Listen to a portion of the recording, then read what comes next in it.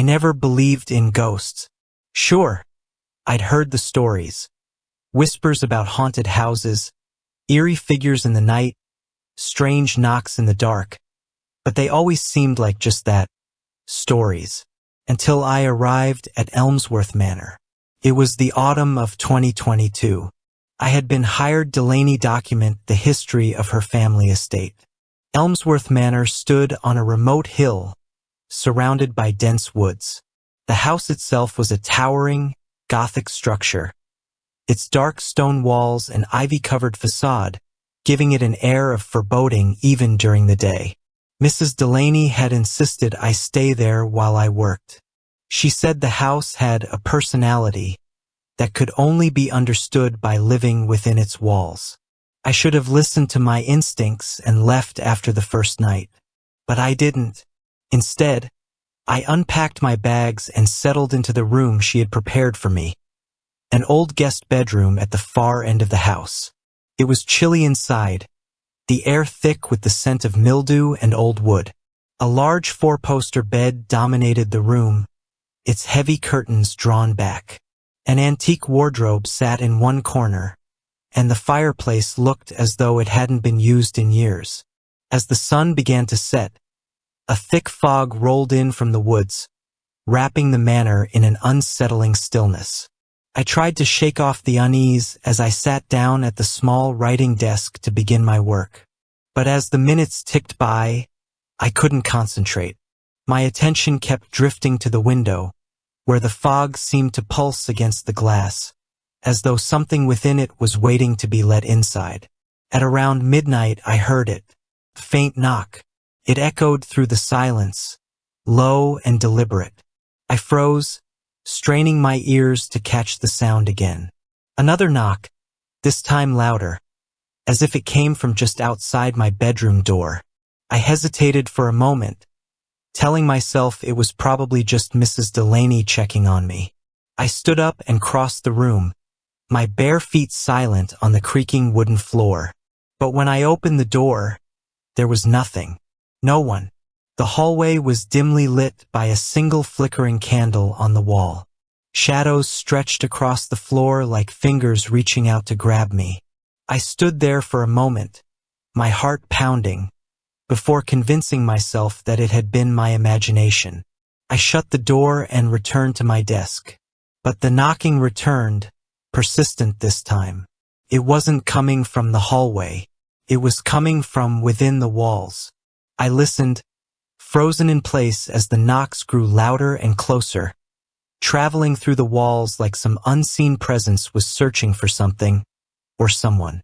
The sound seemed to circle the room, growing more frantic. My throat tightened as the air in the room grew colder, and I could see my breath in the pale moonlight that seeped through the curtains. Then the knocking stopped. The silence was deafening. And then, just as suddenly, a single word echoed through the room, carried on a breath of cold air. Leave. My heart raced, but I was paralyzed with fear. I didn't move. Couldn't. I didn't know what to believe. Maybe I was tired, but deep down, I knew something was wrong with this place. I barely slept that night, every creak and groan of the old manor keeping me on edge. When morning came, the fog had lifted, and the house seemed almost normal again. Mrs. Delaney acted as though nothing had happened, her wrinkled face calm and collected as she served breakfast. But I couldn't shake the feeling that something, or someone, was watching me. Over the next few days, the strange occurrences became more frequent. At first, it was subtle. The feeling of being watched, a chill that would sweep through the room for no apparent reason, objects that weren't where I had left them. But soon, the whispering began. It started one evening while I was working late. I had just finished reading through some of the manor's old records when I heard it. A faint murmur, like a voice just out of reach. I stopped and listened. It was coming from the walls again, soft at first, then growing louder, as if multiple voices were speaking at once. They were too garbled to make out, but I could feel their urgency. I stood up, my chair scraping against the floor as I backed away from the desk. The room felt colder again, and the shadows cast by the flickering candlelight seemed to move of their own accord, dancing along the walls in unnatural patterns. My pulse quickened as the voices grew louder, more insistent, and then, just as quickly as they had started, they stopped. The silence that followed was even more unnerving. That night I dreamed of the manor, not as it was, but as it must have been many years ago. In the dream, the house was alive, full of people, laughter, and light. But something was wrong. Their faces were twisted, their eyes hollow, and their voices were the same ones I had heard in the walls. I woke up drenched in sweat. The image of their hollow eyes burned into my mind. I couldn't stay here much longer. I needed answers. I decided to confront Mrs. Delaney the next morning. But when I went downstairs, I found the house empty. The old woman was nowhere to be found. In her place, on the kitchen table, was an old, dust-covered book. The book on the kitchen table looked ancient, its cover cracked and worn with age. A thin layer of dust coated the surface, as though it had been undisturbed for years. The spine was brittle, and the pages inside were yellowed, frayed at the edges. I hesitated for a moment before picking it up, a strange weight settling in my chest as I held it in my hands. The title was embossed in faded gold lettering across the cover, The Chronicles of Elmsworth. As I carefully opened the book, a strange, musty smell filled the air, like earth and old parchment, mixed with something darker. The first few pages were full of mundane details, records of births, deaths, and marriages, family trees, and long-forgotten names. But as I flipped further through the book, the tone shifted. The text became more fragmented, more chaotic, as if whoever had written it had descended into madness. There were stories of mysterious disappearances, tragic accidents, and unnatural deaths that had plagued the Elmsworth family for generations. One passage, written in shaky handwriting, caught my attention. The house is cursed. We tried to escape it, but it follows us. It lives in the walls, in the shadows. It whispers in the night, calling us back. There is no leaving this place. Once you step inside, it knows you. It watches, and it waits. I felt a chill crawl up my spine as I read the words. Something terrible had happened here, something far worse than I had imagined. And now I was trapped in the middle of it. Flipping further, I found a sketch on one of the pages. It was a crude drawing of the manor itself, but there was something off about it. Beneath the house, etched into the page with frantic strokes, was a series of tunnels, twisting and winding like veins under the foundation. At the center of the network was a dark void, marked only by a single word: sanctum. I stared at the drawing, my mind racing. What was this? A hidden room? A burial site? I didn't know, but one thing was clear. Whatever was haunting this house was connected to that place. I needed to find it, but I wasn't sure where to start. The house was huge, and the idea of searching it alone sent a wave of dread through me. I had no idea if Mrs. Delaney was still here, or if she had ever really been who she claimed to be. The longer I stayed in Elmsworth Manor, the more reality seemed to unravel. Just as I closed the book, the temperature in the room dropped suddenly, and the faint scent of smoke filled the air. I glanced toward the fireplace, expecting to see a flicker of flame, but instead, there was only darkness. And then I heard it again, the whispering. Only this time it wasn't coming from the walls. It was coming from behind me. Slowly, I turned around, my heart pounding in my chest. There, in the dim light of the kitchen, stood a figure. It was barely visible, more shadow than form. Its outline blurred, as though it was caught between this world and the next. Cold fingers of fear gripped my throat as I realized what I was seeing. The figure didn't move, but its presence filled the room, oppressive and heavy. Its face, if it had one, was hidden in the shadows. But I could feel it watching me, its gaze burning into my skin. My breath hitched as I heard a voice, clear this time, whisper through the stillness. The sanctum, it waits for you. The words wrapped around me like a vice, pulling me toward the figure. I wanted to run, to scream, but I couldn't move. I was trapped in place, rooted to the spot by some invisible force. The shadow seemed to ripple, drawing closer. I could feel the cold emanating from it, seeping into my bones. Then, in a rush of movement, the figure vanished. The kitchen was empty again, but the oppressive silence remained. I stood there, shaking, unsure of what had just happened, or what was real anymore. I had to leave. I had to get out of this house. But as I turned toward the door, I heard a familiar sound, the slow, deliberate knocking. Only this time it wasn't coming from the walls. It was coming from the floor beneath my feet. With my heart pounding in my ears, I dropped the book and backed away from the sound. The knocking continued, rhythmic and unnerving, as if something or someone was trapped beneath the floorboards.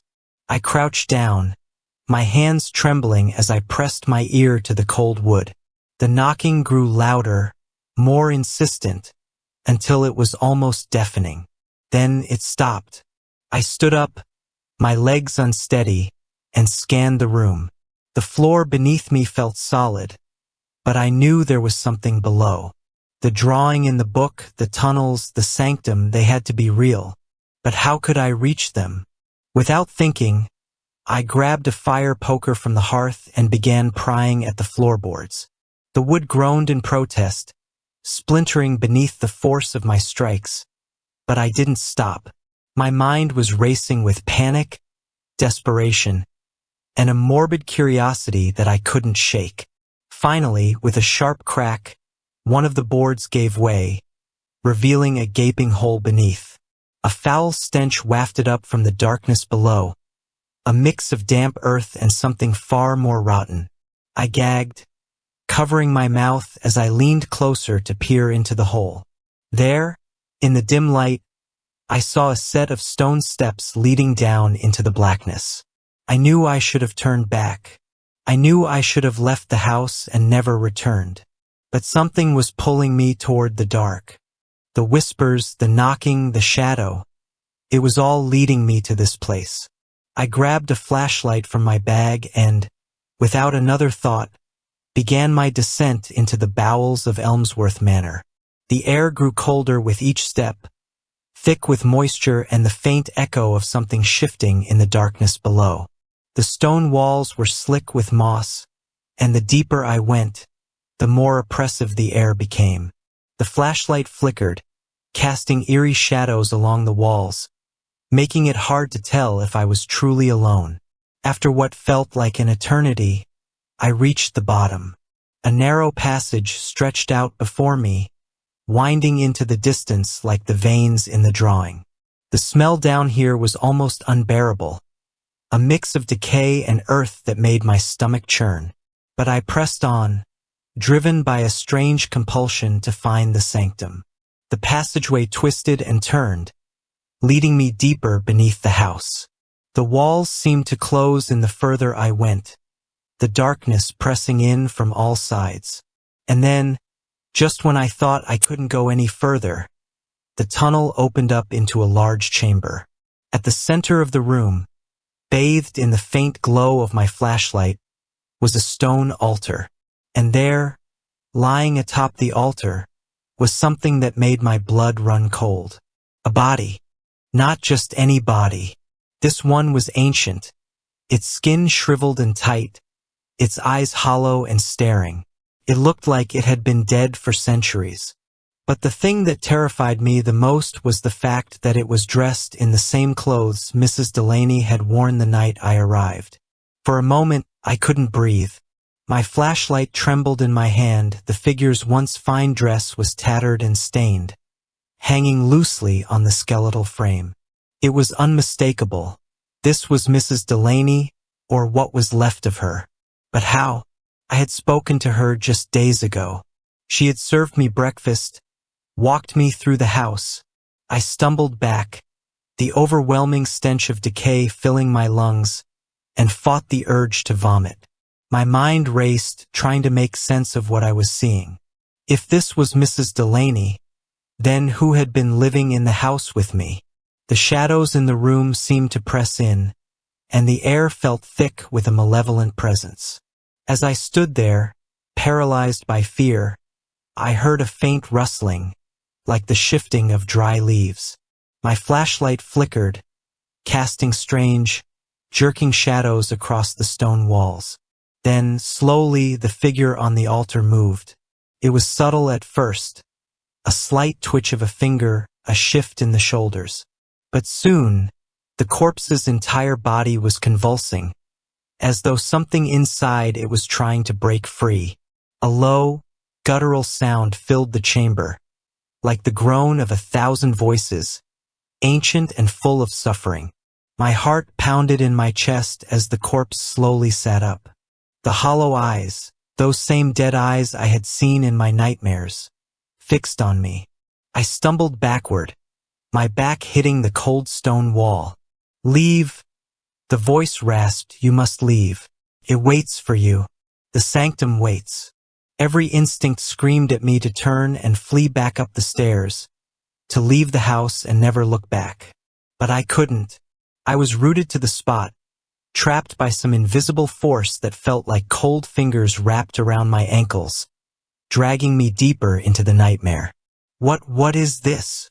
I stammered, my voice barely a whisper. "Who are you?" "I was the last, the keeper, bound to this place just as you are now. The house, it feeds, it consumes the living, traps them in its walls, in its shadows. I tried to warn you, but it's too late." Her words made no sense, but the truth of them clawed at me, filling me with a deep, primal dread. The whispers, the knocking, the figure in the dark. It was all part of the house. This place was alive, in some twisted, horrific way, and it had been watching me from the moment I arrived. Suddenly, the temperature in the room dropped even further, and a thick mist began to seep from the cracks in the stone floor. The ground trembled beneath my feet, as though something massive was shifting beneath the surface. My flashlight flickered again, and this time the light went out completely. I was plunged into darkness. The air was filled with the sounds of whispers, louder now, more urgent, and the groaning of the earth below. I fumbled with the flashlight, my fingers numb with cold and fear, but it was useless. The darkness was absolute. And then, from the depths of the chamber, I heard the voice again. But this time, it wasn't the rasping voice of Mrs. Delaney. It was something much older, much darker. "You've come to the sanctum." I spun around, heart pounding, straining to see in the pitch-black chamber. The presence in the room was unbearable now, oppressive, like a weight pressing down on my chest. And then, in the center of the room, I saw it. A faint, pulsing light, glowing from beneath the altar. Something was waking up. A primal terror surged through me as I watched the faint glow beneath the altar grow stronger. It was like watching the beating heart of the house itself, pulsing with malevolent energy. The whispers in the air grew louder, more frenzied, like a swarm of voices all speaking at once, urging me closer. I didn't want to move, but my body acted on its own, as though something was drawing me toward the altar. My feet shuffled forward, despite every instinct screaming at me to stop. I could feel the cold emanating from the stone beneath my fingers as I reached out, compelled to touch the glowing light. And then, the altar shifted. With a groaning sound like grinding stone, the altar split open, revealing a staircase spiraling even deeper into the earth. A foul, sulfuric smell rose from the depths, and the air hummed with a strange, low vibration. I tried to back away, but the force pulling me down was stronger now, almost like invisible hands gripping my arms, my legs, dragging me forward. I had no choice. I descended the stairs. The further down I went, the stronger the pulsing light became. It wasn't a warm light. It was cold, harsh, and unnatural, casting eerie shadows along the stone walls. The whispers that had plagued me were gone now, replaced by a deafening silence, broken only by the sound of my own footsteps echoing through the narrow passageway. Finally, the staircase ended, opening into a vast underground chamber. The ceiling stretched high above me, disappearing into the darkness, and the walls were lined with strange, archaic symbols carved into the stone, their meaning lost to time.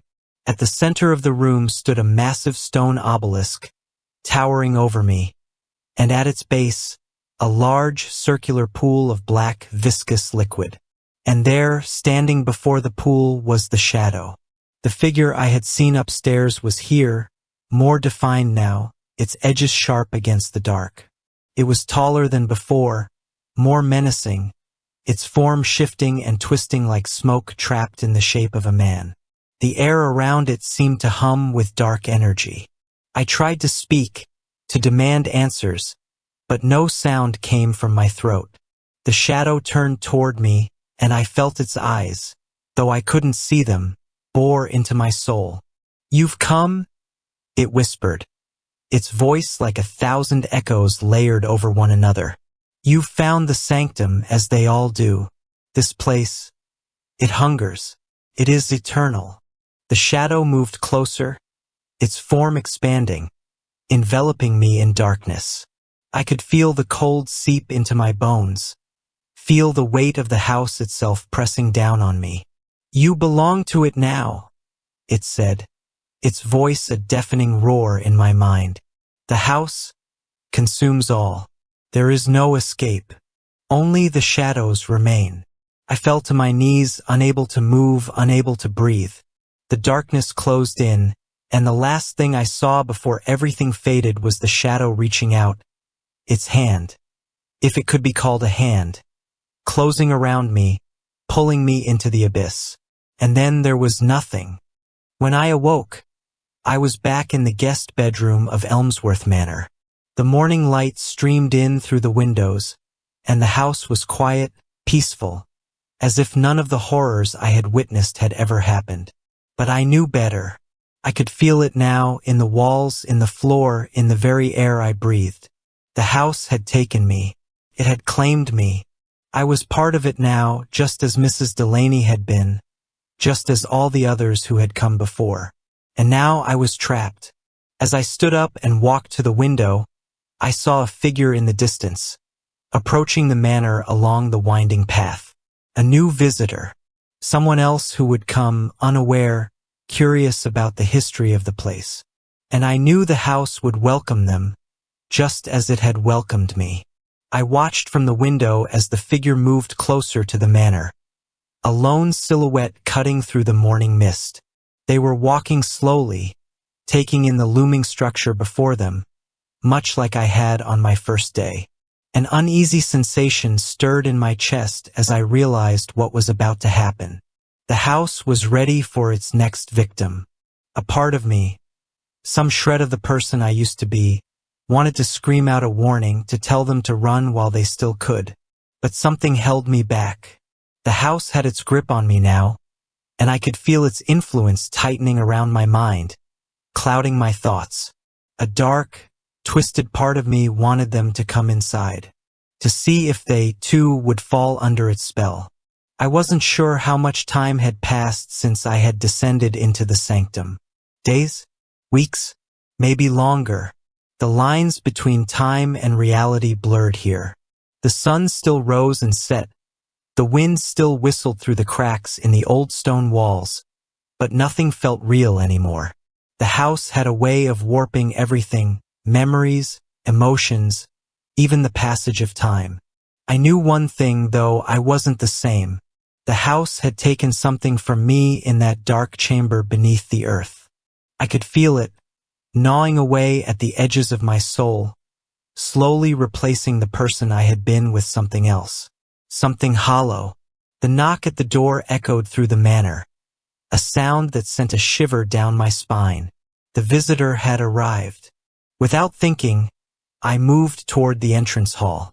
My feet carried me down the narrow corridors, past faded portraits of long-dead members of the Delaney family, their painted eyes watching me as I passed. The air grew colder as I neared the front door, and I could feel the house's anticipation building, like a predator waiting to strike. The front door creaked open, revealing a young woman standing on the porch. She was in her late 20s, with short dark hair and a backpack slung over her shoulder. She looked up at the manor with wide eyes, the same mix of awe and unease that I had felt on my first day. She didn't notice me at first, standing just out of sight in the shadowed hallway. "Hello?" she called out, her voice tentative, echoing through the stillness. For a moment I hesitated. I could feel the house urging me to step forward, to welcome her inside. But part of me, the part that still remembered who I was, screamed at me to warn her, to stop her from entering this cursed place. But when I finally stepped into the light, the words I wanted to say wouldn't come. "Welcome to Elmsworth Manor." The woman smiled, relieved to see another person. "Hi, I'm Clara. I'm here to, well, I've heard so many stories about this place. I'm researching haunted houses for a project and thought this would be a great place to start." She laughed nervously, as if trying to make light of her own fears. "Is Mrs. Delaney around?" I felt a strange pang at the mention of that name. Mrs. Delaney, the woman who had once welcomed me, who had been consumed by the house just as I had. I shook my head slowly, unsure of how to explain what had happened. "No," I said finally. "Mrs. Delaney is gone." Clara frowned but didn't seem too concerned. "Oh, I see. Well, I guess I'll be speaking with you then." She took a step closer to the door, her curiosity piqued. "Do you mind if I take a look around? I've heard the history here is fascinating." I didn't respond immediately. I could feel the house around me, its cold walls, its whispering shadows, all waiting for her to cross the threshold. It wanted her to come inside. It needed her to come inside. And so did I. "Of course," I heard myself say, stepping aside to let her pass. "Take your time. There's much to explore." Clara smiled again and stepped inside, her eyes scanning the dimly lit entrance hall with interest. As she walked deeper into the house, I felt the door close behind her with a soft, almost imperceptible click. The house had her now. Over the next few days, I watched as Clara explored the manor, much like I had done. She took photos, jotted down notes in a small leather journal, and wandered the halls with a mix of fascination and caution. But I could see the subtle changes in her, the way her footsteps grew heavier, her expressions more distant, as the house began to work its way into her mind. I wanted to warn her, truly I did, but I could feel the house tightening its grip on me, clouding my thoughts, twisting my words. Every time I opened my mouth to speak, the house whispered its own words through me, soothing her, drawing her in deeper. It wasn't long before Clara began hearing the knocks.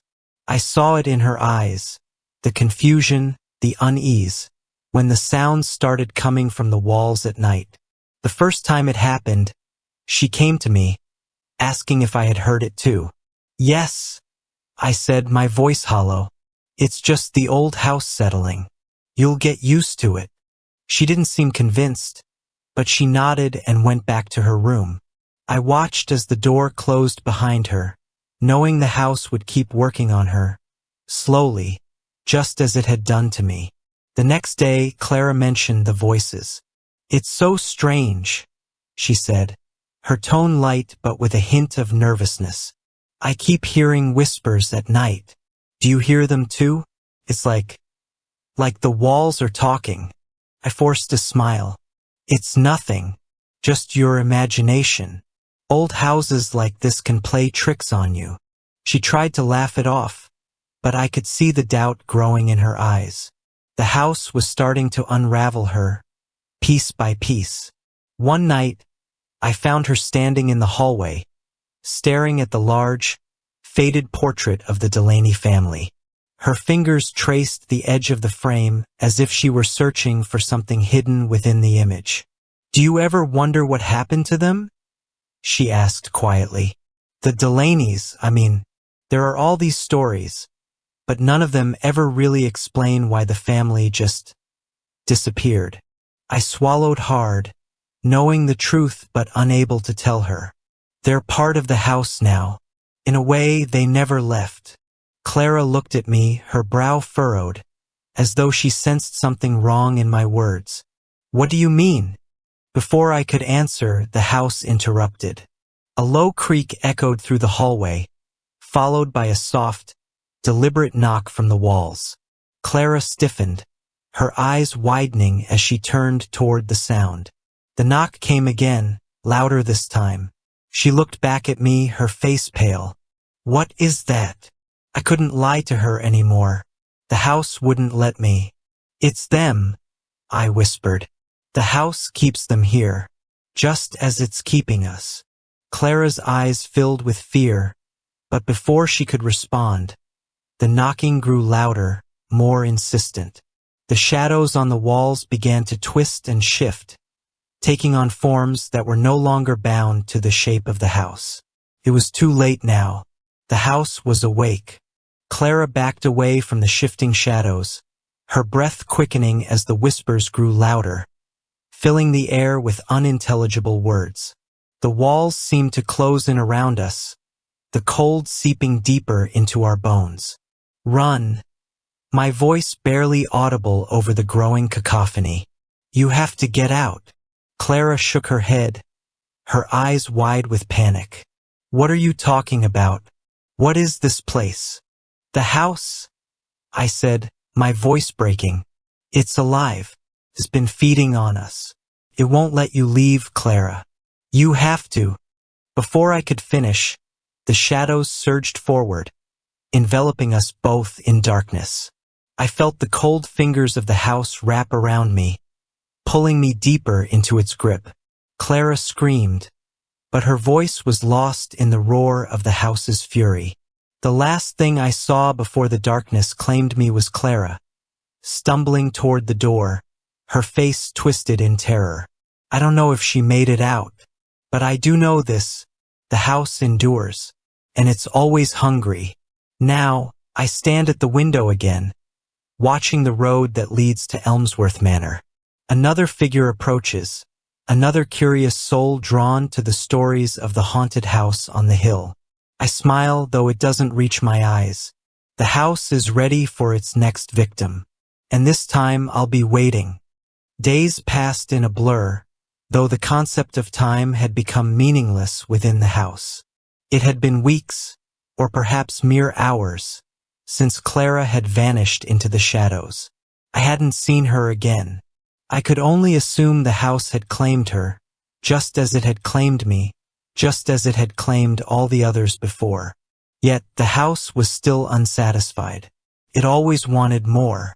I spent my days wandering the endless corridors, feeling the weight of the walls pressing in, the whispers now a constant presence, like the steady hum of a dying heartbeat. Each room I entered was a reminder of the countless souls who had come before me, ghostly echoes of lives once lived and lost within these decaying walls. Faces I didn't recognize but somehow felt I knew. Faces that one day Clara and I would join. The night the next visitor arrived, I sensed it before I saw them. The house grew restless, its very foundation trembling with anticipation. The shadows stretched longer, darker, as though reaching out to welcome the new soul into its cold embrace. I was standing at the window when I saw them, another figure moving up the path through the fog, much like Clara had done. much like I had.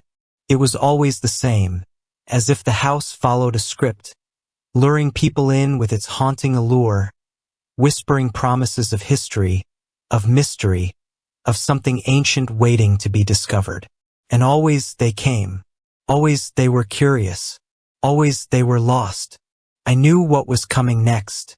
The knock at the door, that soft, familiar sound that now echoed in my dreams. The moment they stepped inside, their fate was sealed, just like mine. The new visitor, a man this time, arrived at the front door as the sun began to set, casting long, jagged shadows across the entrance hall. I stood in the darkened hallway, waiting, feeling the house's grip tighten around my chest.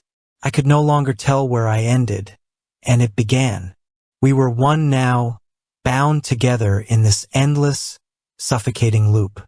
The knock echoed through the silence. I moved toward the door, my hand trembling as I reached for the handle. I didn't want to do this. I didn't want to pull another person into this nightmare. But I had no choice. The house was in control, and I was merely its puppet, acting out its dark desires. I opened the door. The man on the porch looked to be in his mid-30s, his face lined with a tiredness that spoke of too many sleepless nights. He wore a heavy jacket, his hair damp from the mist that clung to the air. He offered a polite smile, though there was hesitation in his eyes. "Hello," he said, his voice firm but uneasy. "I'm here about the manor. I heard it's been abandoned for years, but I'm writing a book about local legends." And I cut him off, the words slipping out of me before I could stop them. "Come in." He blinked, startled by the abruptness of my invitation, but curiosity won out, and he stepped over the threshold. The door closed behind him with a soft thud, sealing his fate. The house shifted, welcoming its new guest. The air grew colder, the walls tightening like a noose around us. I could see the man glance around, his brow furrowed in confusion. He could feel it too, the way the house seemed to breathe, to live around him. But like everyone before him, he wouldn't realize the truth until it was far too late. "You're writing a book?" I asked, my voice hollow, empty of life. I had been where he was once, eager for answers, curious about the mysteries of Elmsworth Manor. He nodded. "Yeah, about haunted places. I've heard stories about this house. People say it's been abandoned for years, but others claim there's always someone here, living in the shadows." He laughed nervously, as though trying to brush off the weight of his own words. "I guess I'm here to find out which version is true." I stared at him, wondering if he realized how right he was. There were people here, many people, but they weren't living anymore. They were trapped, bound to the walls, to the shadows, to the very essence of the house itself. "You'll find your answers soon enough," I said quietly. He frowned, sensing something in my tone, but before he could ask any more questions, the first knock came. The man froze, his eyes darting toward the sound, just as Clara had done, just as I had done. The knock came again, louder this time, from somewhere deep within the house. What was that?" he asked, his voice shaky now. I didn't answer, couldn't. The house was in control now, and I was just another shadow in its web. The man stepped back, his eyes wide with fear as the knocking grew more frantic. The house was coming alive around him, the whispers starting up again, swirling through the air like 1,000 unseen voices all speaking at once. He spun around, looking for the door, but it was already too late. The shadows reached out, twisting and writhing, pulling him deeper into the house. He screamed, but the sound was swallowed by the walls, just as it always was. And then, in the blink of an eye, he was gone, consumed by the darkness, just like the rest of us. I stood there, staring at the place where he had been, my heart heavy with the weight of his loss, of all their losses. But I couldn't mourn him. Not anymore. I had no more tears left to shed. No more sorrow left to feel. I was part of the house now, part of the endless cycle. I returned to the window, watching as the mist rolled in, thick and heavy, enveloping the manor like a shroud. The house was quiet again, its hunger temporarily sated. But I knew it wouldn't last. There would always be another. Always someone else drawn to the mystery, to the legends, to the stories of Elmsworth Manor. And when they came, I would be waiting, because the house never sleeps, and neither do I.